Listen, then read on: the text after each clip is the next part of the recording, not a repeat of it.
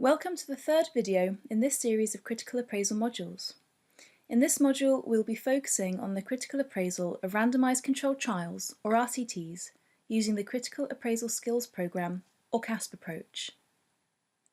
By way of learning outcomes for this session, we aim to demonstrate to you the key principles and stages of RCTs so you will know broadly how they are conducted and when we might want to refer to this type of evidence in decision making.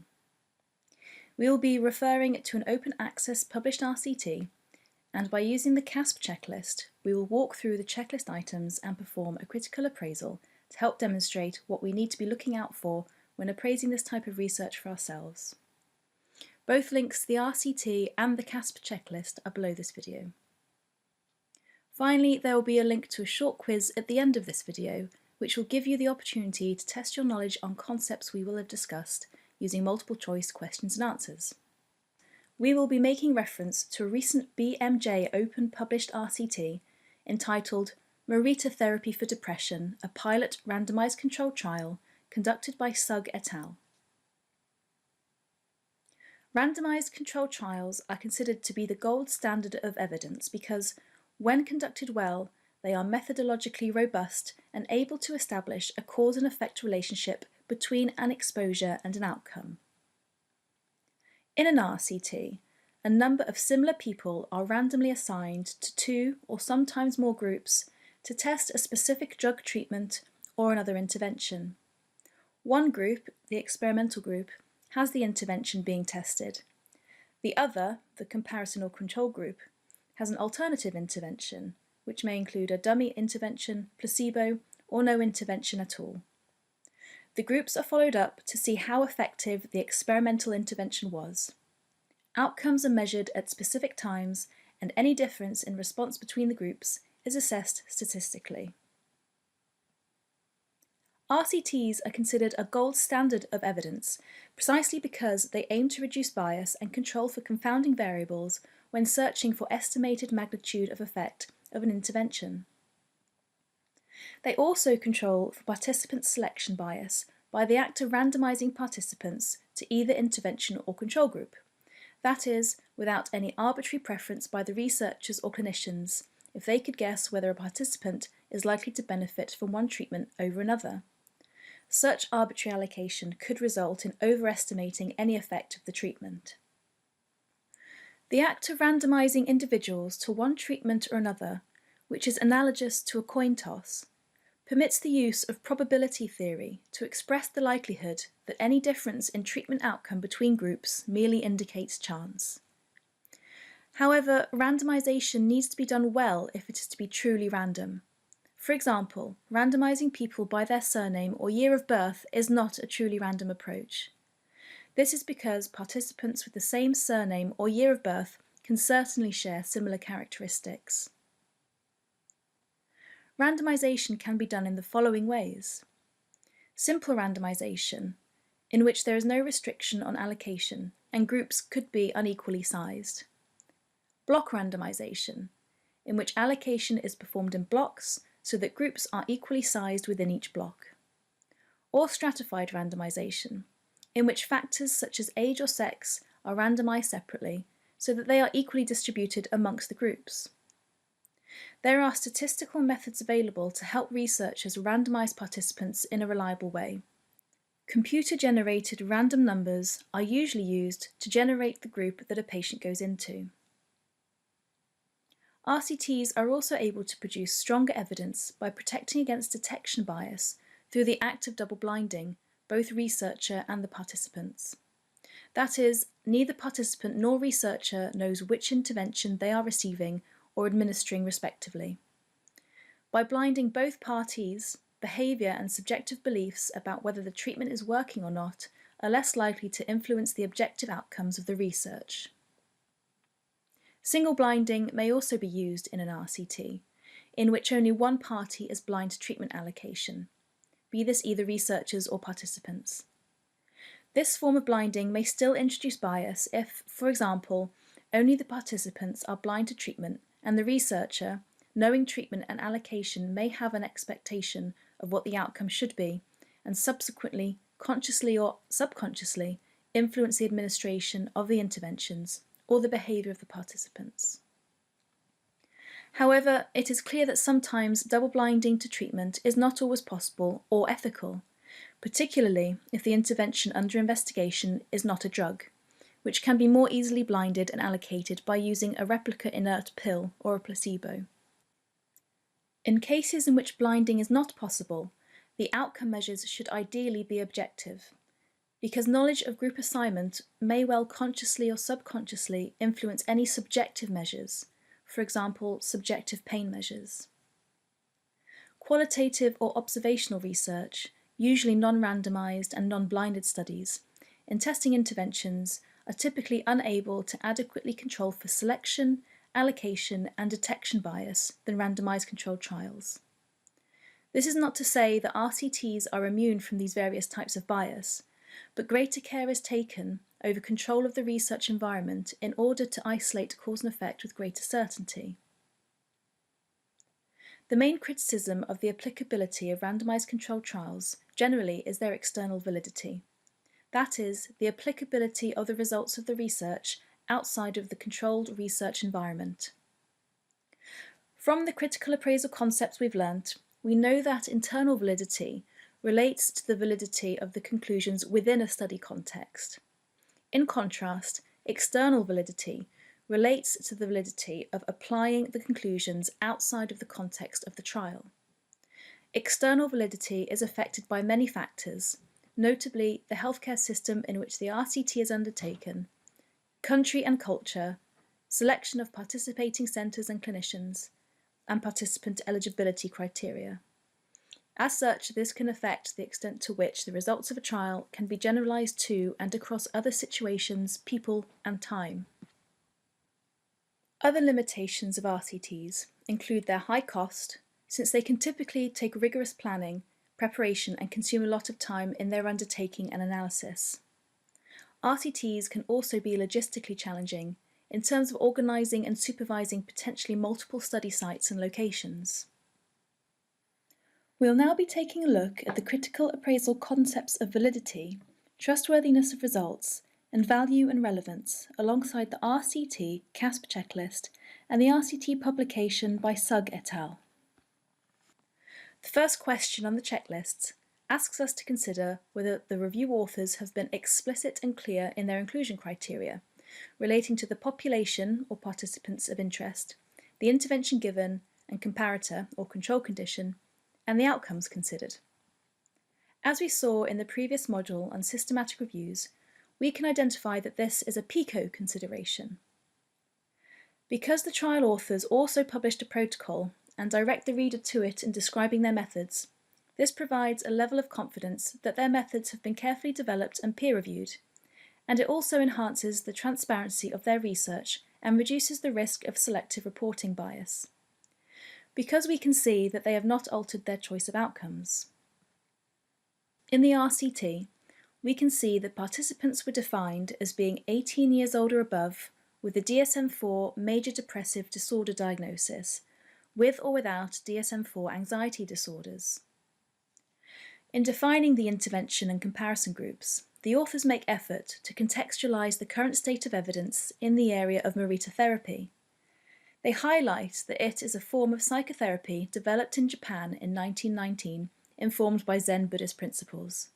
It teaches patients to live with rather than be without their symptoms. They also distinguish the therapy from other similar acceptance and commitment therapies by describing the importance of reorienting patients in the natural world and potentiate the natural healing capacity through the therapy. The control group was treatment as usual on its own, which included a waiting list or no intervention. The authors state their outcomes of interest for the RCT being self-report data at baseline and at 4 months treatment, including severity of depressive symptoms using the PHQ-9 scale, severity of generalized anxiety disorder symptoms using the GAD-7 scale, quality of life, and work and social adjustment outcomes. Participant attitudes were also measured using a Morita therapy specific questionnaire. This question relates to how randomization was carried out and whether the allocation sequence was concealed from researchers and the participants. Sugg et al. State that the RCT undertaken was a pilot feasibility trial, which are generally smaller in participant number and are conducted to consider the patient acceptability and the logistics of carrying out a larger trial in the future. The authors used a parallel group randomized controlled design using a 1:1 ratio using a computer-generated random allocation sequence at the Exeter University Clinical Trials Unit. And in order to ensure allocation concealment, they used an externally administered, password-protected randomization website developed and maintained by the same CTU. The third question relates to the issue of whether all participants who were originally randomized to a treatment group were subsequently analysed in the same treatment group to which they were assigned. Participants can drop out of studies for various reasons or be lost to follow-up. Participants may also, however, not respond well to the intervention to which they were assigned, and so may be removed from a trial for non-acceptability. We will want to see how RCT authors managed their study and what protocols they established in the event of losing participants at follow-up, and how they would include their data in the final study results in order to reduce the risk of attrition bias of the research. The authors of Sugg et al. State that out of a total of 68 participants randomised, which were 34 to each group, 67 of those were analysed. One participant in the treatment as usual group withdrew consent completely, and so were removed entirely from the collected data and results. There were, however, additional dropouts, including one in the maritotherapy and 3 more in the treatment as usual group. Reasons were provided for these losses, and the authors undertook statistical analysis on an intention-to-treat basis, and did not impute any missing data. Intention-to-treat analysis adheres to the rule, once randomised, always analysed, in order to ensure that no participant data is unfairly excluded. ITT is generally considered a less biased way of reporting outcome data, because participants' final results are included at the point at which they left the trial. The authors seemingly adhered to this principle and reported outcome data for all the participants, minus the one who withdrew their consent. The fourth question asks us to consider how blinding was carried out by the RCT authors. As we discussed, blinding can help reduce performance bias. This refers to systematic differences between groups in the care that is provided or in exposure to factors other than the intervention of interest. i.e., participants could change their responses to questionnaires or change their behaviour if they are aware of which group they have been allocated to. We can see that Sugg et al. Did not blind participants nor clinicians to group allocation due to the nature of the intervention. That is, because it would not be possible to blind. The intervention group would know that they were receiving maritotherapy because they are receiving it, and the same for the treatment as usual group, who would be sitting on a waiting list. The researchers could, however, have blinded themselves to group allocation. However, they stated that they could not due to resource limitations. This could be a concern for bias in this RCT, particularly because all outcomes of interest were self-reported. As we saw earlier, in cases in which blinding is not possible, the outcome measures should ideally be objective, because knowledge of group assignment could consciously or subconsciously influence those subjective measures. Because this is a pilot feasibility trial, however, the authors do state that future research would ensure that study researchers would be blinded in future larger-scale trials. Therefore, these limitations would need to be reconciled with the reality of the constraints imposed by a pilot randomised controlled trial. Question 5 asks us to look at whether the participant groups were similar or equal at the start of the trial, including by factors that might affect the outcome. In order to reduce selection bias, it is important that groups are similar and representative samples of the population under study, and that other characteristics, such as sex or age, are less likely to influence outcomes. The authors of this trial used a parallel group randomised control design, and further stratified their sample according to depression symptom severity. We can see in their participant baseline characteristics table that other factors, including mean age and gender, was fairly equal between the two groups. It does seem, however, that more participants with anxiety and secondary disorders were included in the control group. The authors have not addressed this. However, it was specified in their inclusion criteria that participants would be included whether or not they have anxiety disorders, as well as a diagnosis of major depressive disorder.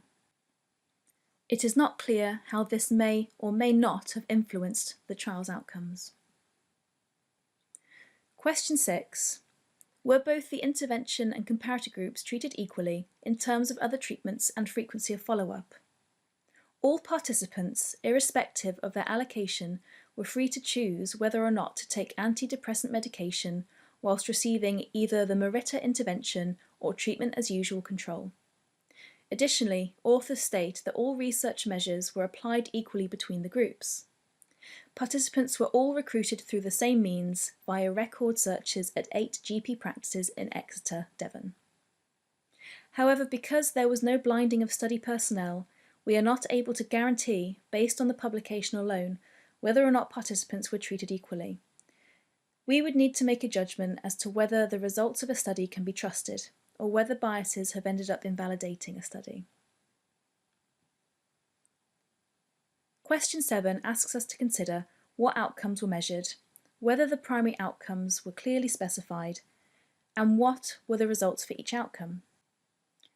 The authors reported all stated outcomes, which were from self-reported rating scales.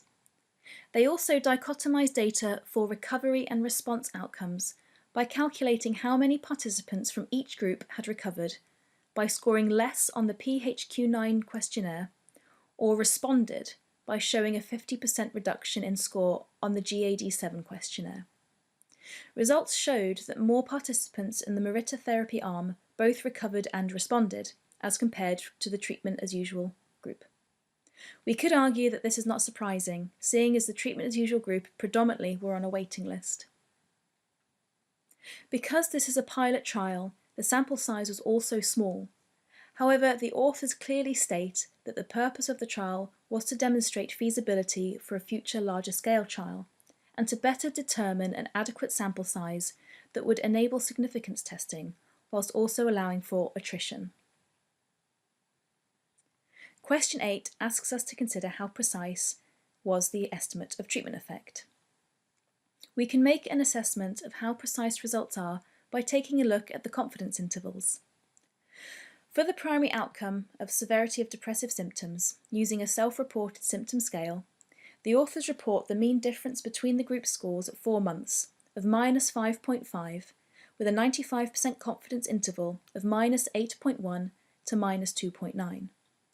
To recap from the previous module on systematic reviews, the narrower the confidence interval around the estimate of effect, the more confident we can be in the result. The present confidence interval is relatively wide. However, it clearly favours the intervention, with the authors concluding that around 68% of people recovered, based on scoring lower on the self-reported scale in the intervention group, with only 30% recovered in the treatment as usual group. Again, the authors do not exaggerate nor claim significance in their results. However, they conclude that these results are from a pilot feasibility study, and therefore the results instead show promise in treating depression, as opposed to definitive answers as to treatment effect of Marita therapy.